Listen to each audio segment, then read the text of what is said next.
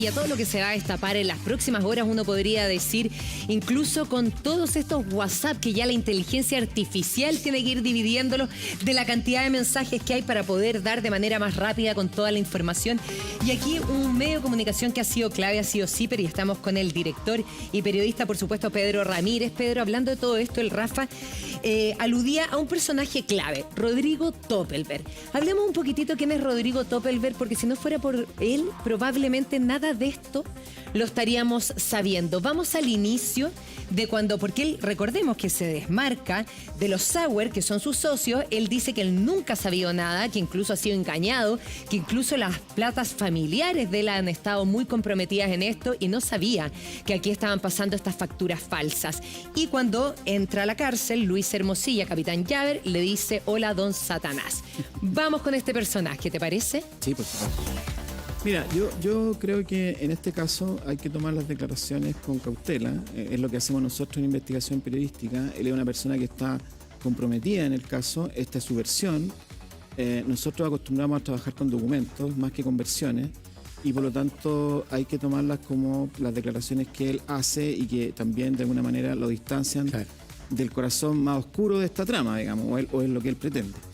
Él es un socio de los hermanos Sauer, ¿no es cierto? Y por la información que tenemos, un socio que estaba menos presente, por así decirlo, en los negocios mismos, en la administración del negocio. Pero eso no significa que no haya tenido toda la información. Y por lo tanto, él va a tener que demostrar que no la tenía. No basta con que lo diga. No, o sea, aquí él ha dado una entrevista en la que dice: me entero de todo esto por este audio, ¿no es cierto? O sea, lo que está diciendo es: la abogada Leonarda Villalobos, que era abogada de él también, se acerca para decirle que ella tiene comprometida plata propias, ¿no es cierto?, de su patrimonio familiar en el negocio Factop, y que ella sabe que hay facturas falsas. O sea, de hecho, las facturas falsas fueron una parte de las facturas falsas fueron emitidas por una de las sociedades de Leonarda Villalobos, ¿no? Una sociedad que era de su marido, de la cual era administradora, que se llama Comercia, y en la que además era socio un exdiputado, que es Ezequiel Silva. Entonces, ¿Quién, perdón? Ezequiel Silva. Ezequiel Silva. Entonces, ella sabe efectivamente que hay facturas falsas, entonces, y va donde Toppelberg va a decirle: oye, hay facturas falsas, como si fuera una gran novedad de la que me acabo de enterar. Su sociedad emite facturas falsas. Lo que pasa, yo entiendo por la investigación que hemos hecho, que ella se da cuenta que este negocio va en picada y hay mucha plata de ella comprometida aquí. Y en el corazón de esta tiniebla, ¿no es cierto?, está su sociedad, dentro de muchas otras, que están emitiendo facturas falsas para alimentar esta bicicleta financiera de Factop. Y entonces ella se acerca a Toppelberg para contarle esto, y Toppelberg, lo que él cuenta es que no la pesca mucho, lo que parece realmente asombroso. O sea, cuando tu abogada, que además es abogada tributarista que ha representado a la sociedad Factop, se acerca a decirte: oye, ¿sabes que aquí hay facturas falsas y el negocio no va bien? Y tú decís: no, en realidad yo no le di mucha hora, era como una mosca que andaba dándome vueltas y yo no la pescaba, hasta que ella llega con un audio para convencerlo, ¿no?, de que se están haciendo supuestamente cosas a sus espaldas y hay que tomar decisiones, ¿no es cierto?, porque si no todo este buque se va a hundir. Yo creo que la verdad es que ya está sumergido, ¿no es cierto? Se queda el periscopio arriba nomás, pero esa es la lógica con la que se maneja esta historia. Es que esa es la pregunta, porque aquí Toppelberg, justo lo que acabas de decir, es una pieza clave, porque él entrega este audio porque uno dice: bueno, pero ¿cómo voy a ponerme en el lado bueno de él? Bueno, ¿cómo va a ser culpable si entrega un audio donde él termina en prisión preventiva, donde están todos comprometidos, donde genera un escándalo nacional? O sea, si no hubiera mostrado ese audio, todo hubiera pasado mucho más piola y se hubiera quedado en un tema financiero. Entonces, él lo muestra efectivamente porque es inocente, o él lo muestra porque la cuestión estaba un día y pensó ingenuamente que así se salvaba y no iba a tener esta magnitud. Puede ser cualquiera de las dos, ¿no? Las dos opciones que tú me estás dando, ¿cierto? Que él lo muestra porque quiere que se investigue y no tiene nada que ver, o él lo muestra porque ya el barco se hundió y hay que mitigar los daños, digamos, ¿no? Puede ser cualquiera de las dos cosas. Lo que a nosotros nos importa no son las versiones, porque él te dice: bueno, yo escuché el audio y durante un mes no lo pude escuchar, pero mi señora me decía que lo escuchara, cuando lo escuché, ¿no es cierto?, entré en shock. Todo esto que está contando ahora súper llamativo eso. Puede ser cierto, o puede que no, digamos, ¿no? Lo que importa aquí es si él sabía o no sabía de estos movimientos completamente anormales, de los incumplimientos legales de esta empresa, y eso hay que probarlo, y eso se prueba con documentos, ¿no? Entonces, hay un tipo de periodismo que se basa en versiones, que está muy bien y es legítimo, es bueno conocer la versión de este señor, y hay otro tipo de periodismo que tiene que zanjar esas versiones por la vía de presentar documentos que prueben que lo que se está diciendo es veraz o no.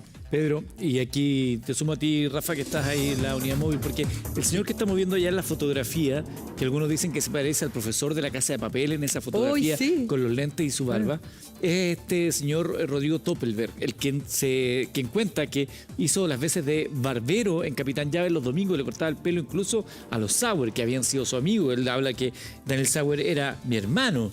Y sin embargo, confabulan en su contra. Él sirve de barbero, pero de pronto se siente miserable cortándole el pelo a ellos y les corta el servicio.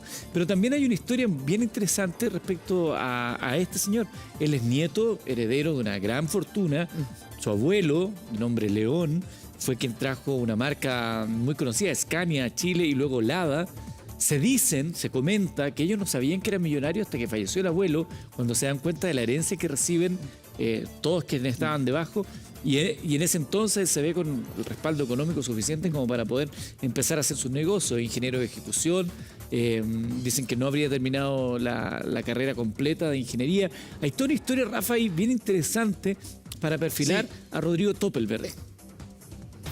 Es que, ¿sabes? Es súper importante lo que tú marcas, Eduardo. Dame 30 segundos para poner solo unos datos. A ver, estamos hablando, el caso de odio se origina cuando, y ahí lo marcaba Pedro, cuando podríamos decir la abogada de Rodrigo Toppelberg graba todo esto, Leonarda Villalobos, ¿cierto?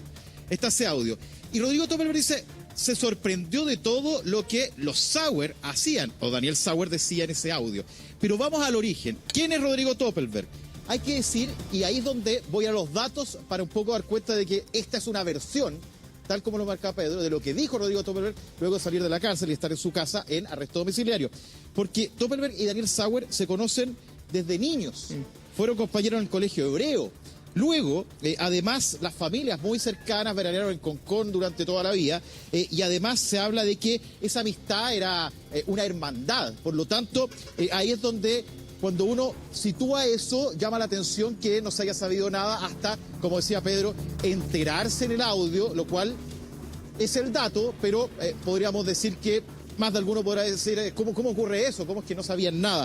Otro dato, estudió Ingeniería en Ejecución, en Administración de Empresas en el Instituto Nacional de Formación Empresarial y se dedicó principalmente a los negocios, sobre todo en todo lo vinculado al marketing. Tuvo una empresa llamada Stereo Free y se dedica también a la producción de eventos.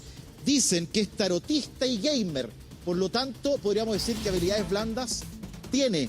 Y por ello, el perfil de Rodrigo Toppelberg, además muy cercano a Sauer, y pongo esos datos porque lo que él afirma en esta entrevista que da a conocer luego de salir de la cárcel es que se sorprende, que pasan días sin que pueda escuchar el audio, que luego encontró terrible todo esto. Y la verdad es que los datos dan cuenta, Rafa, de una historia que al menos hace cuestionar que no haya sabido nada previo a escuchar el audio, Eduardo, y recordemos que también estuvo con los Sauer dentro de Capitán Llaver, esto previo a salir en los últimos días. Tarotista no era tan bueno porque no le salieron las cartas, lo que no vio su propio futuro. Y gamer también, es como un perfil distinto a lo que uno espera o cree, ¿no? Desde los prejuicios de un hombre de negocio, que a lo mejor estudió ingeniería comercial en una universidad connotada. No, aquí era una persona que tenía los recursos, que tenía también los contactos, se conoce con los Sauer desde que estaban en el colegio hebreo, o sea, como de esa larga tradición. Sí, ahora, es posible que él no haya estado en el corazón de los negocios. Eso es fácil de comprobar, ¿no es cierto?, conversando con la gente que trabajó en esa oficina. La pregunta es si él sabía o no sabía de esta irregularidad. Claro. Y esa es la pregunta que nosotros como periodistas nos hacemos, porque para nosotros los periodistas el eje de nuestra profesión es la duda. Nosotros siempre dudamos. A mí me ha pasado muchas veces que los entrevistados me dicen, pero usted está dudando de mí. Por supuesto, si por eso me pagan. Mi profesión es dudar de lo que usted me está diciendo y comprobar que lo que está diciendo documentadamente, argumentadamente, fundamentadamente, es cierto, ¿no? Y en este caso aquí el corazón es, si efectivamente, por ejemplo, él dice, yo filtré el audio, ¿no? Yo compré un celular especial en Quilicura, me conecté con un servidor en Reino Unido y desde ahí lo envié con una identidad, una cosa bien melodramática, ¿no? Así como Némesis, ¿verdad?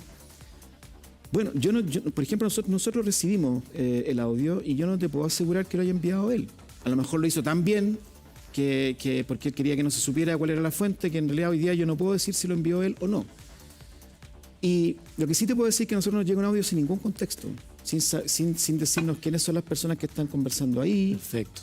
sin decirnos de qué están hablando, y entonces tenemos que empezar a escucharlo y empezar a amarrar cosas, ¿no es cierto? Dos personas que están ahí dicen, nosotros fuimos a una reunión por lobby al mercado financiero, a la Comisión de Mercado Financiero, y nosotros nos metemos al lobby y nos damos cuenta que son ellos dos, Villalobos, y decimos, son ellos. Y empezamos a ver que las sociedades que nombran, les sacamos el RUT, nos metimos al diario oficial, al registro de comercio del conservador de bienes, y empezamos a ver que todas las sociedades que mencionaban estaban relacionadas con los Sauer, con Toppelberg, con Villalobos, con el propio Hermosilla. Entonces empezamos a entender que se trataba de este universo, por decirlo así. Y que ellos estaban hablando de pagar sobornos. Y ahí además se habla de un delito que ha pasado al olvido en el último tiempo, ¿no? Porque en ese audio, Sauer dice, a mí Impuesto Interno me estaba cobrando 3.500 millones de pesos, ¿no? Y yo le pagué 140 a la Leonarda, 40 para ella y 100 para que chispeara, ¿no es cierto?, a gente en Impuestos Internos. Yo no sé dónde quedaron esos 100, porque en realidad hasta ahora lo único que se ha probado es que le pagó 3,5 a alguien, 13,5 millones a alguien de Impuestos Internos, así que están faltando como 87 millones, ¿no es cierto? Entonces, lo interesante es que nosotros, cuando escuchamos ese audio, fuimos a mirar y efectivamente él tenía que pagar 3.500 millones y el Impuesto Interno se los cobra, él apela, Impuesto Interno le dice, no, tiene que pagar. Y un mes después le dice, sí, ¿sabe qué? No pague, sin que cambie nada en el medio, ¿no? Entonces, eso que en su minuto, cuando nosotros publicamos esto en noviembre, fue un escándalo, hoy día está en el completo olvido, ¿no? O sea, ¿por qué esta persona dejó de pagar 3.500 millones de pesos y le estaba cobrando impuestos internos? Entonces, para nosotros es muy interesante lo que dice este señor desde un punto de vista, el señor Toppelberg, desde un punto de vista del drama que contiene esta historia, ¿no es cierto?, digamos, de las historias humanas que hay detrás de ella, ¿no? El hecho de que se encuentre en la cárcel con las mismas personas que él dice que lo metieron en el ilícito, pero desde el punto de vista de la investigación periodística no tiene ninguna importancia esa parte, ¿no? Para nosotros lo relevante es probar si lo que está diciendo es cierto o no. Obvio, y ahí tú dices, hay que probarlo con documentos. Lo que sí suena raro, porque claro, uno podría decir efectivamente, él hace la denuncia, entrega el audio, supuestamente según lo que él dice, bueno, no sabía, esto eran como hermanos, pero por otro lado, a lo menos tuvo una frivolidad y irresponsabilidad tremenda, si es que es verdad que Villalobos le advierte y él como que ay, no hacía caso, o como medio en la nube, y de repente le tomó la importancia. Bueno, eso es lo que cuando un periodista se enfrenta a este tipo de temas, mira todos estos elementos y dice, pero este señor tiene invertida gran parte de su fortuna y la fortuna que hizo su abuelo en este negocio. Viene esta señora que es su abogada tributarista, abogada de la empresa, a decirle que hay facturas falsas, que hay todo un problema, y él inicialmente no pesca mucho. O sea, eso es muy raro. Eso es raro. Esa parte no sé cómo la puede explicar. Que uno dice, bueno, podrían ser, de verdad, si él estaba en otra en ese momento, pero Tú mencionabas, a uno no le cuadra. Tú mencionabas